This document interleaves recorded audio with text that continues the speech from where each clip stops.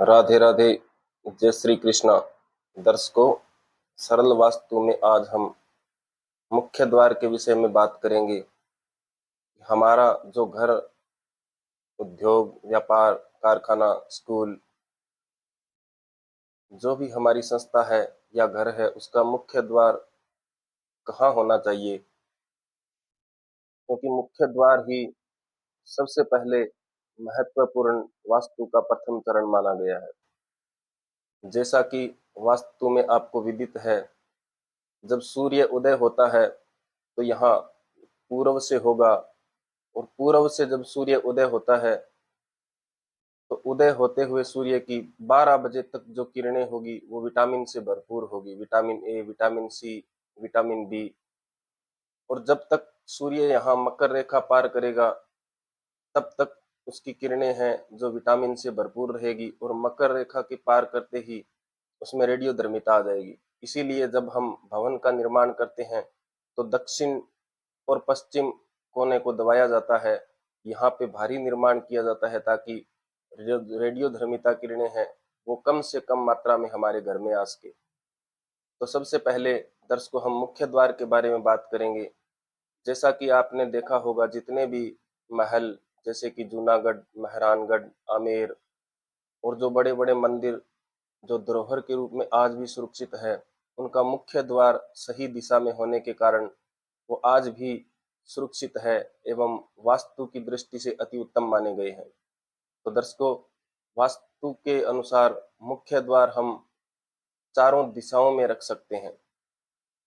एक भी रख सकते हैं, दो, तीन और चार, यानी कि चारों दिशाओं में हम मुख्य द्वार रख सकते हैं। परंतु मुख्य द्वार हो कहाँ, ये अति आवश्यक है।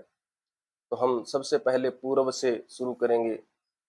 जैसा कि इस चित्र में दिखाया गया है, आपका जितना भी भूखंड है उस भूखंड के प्रत्येक दिशा में आप बराबर 9 भाग कर लें।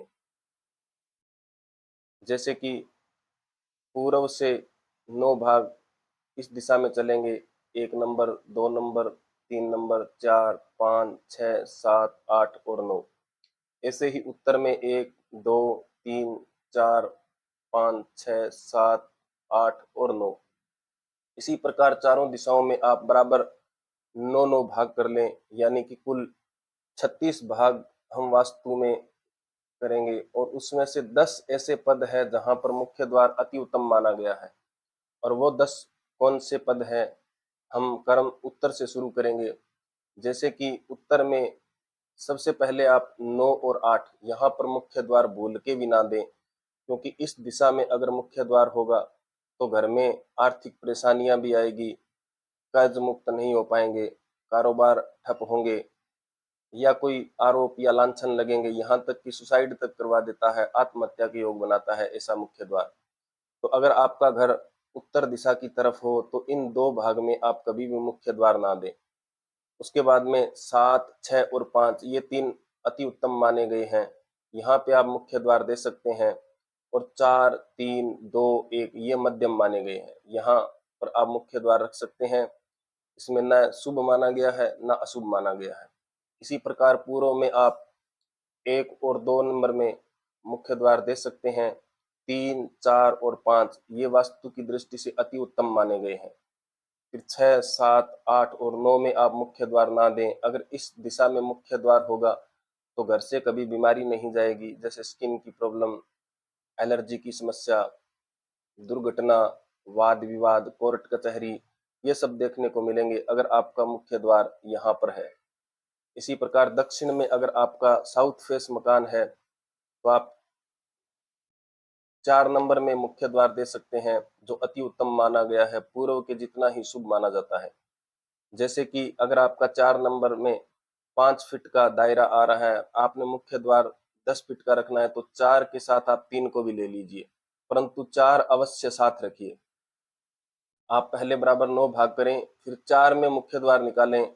अब अगर आपको बड़ा मुख्य द्वार चाहिए तो आप क्रम से 3, 2, 1 यहाँ कोने तक आ सकते हैं, परंतु 4 का साथ होना आवश्यक है।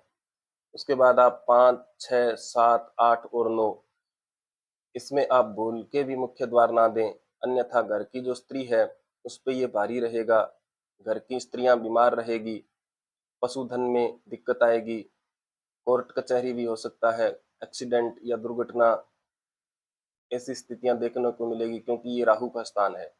इसी प्रकार पश्चिम में आप 9, 8, 7 और 6 में मुख्य द्वार ना दें, ये घर के पुरुष पर भारी रहेगा। 5, 4, 3 में आप मुख्य द्वार दें तो अति उत्तम रहेगा, और 1 और 2 में अगर पश्चिम दिशा में दें तो ये शुभ रहेगा। इसलिए दर्शकों, मुख्य द्वार बनाते समय आप इस बात का विशेष ध्यान दें। सरल वास्तु में इसी प्रकार आपको सरल तरीके से वास्तु की पूरी जानकारी दी जाएगी, और ये मेरा पहला ही वीडियो है वास्तु पे। आपने अगर वास्तु के विषय में संपूर्ण जानकारी लेनी है तो मेरे इस चैनल सरल वास्तु को आप सब्सक्राइब करें, लाइक करें, कमेंट करें। आपके कमेंट का जवाब दिया जाएगा। और लाल किताब वास्तु के विषय में किसी भी प्रकार से अगर आपको जानकारी चाहिए तो दिए गए नंबर पे आप व्हाट्सएप मैसेज कर सकते हैं। जय श्री राम, जय श्री कृष्णा।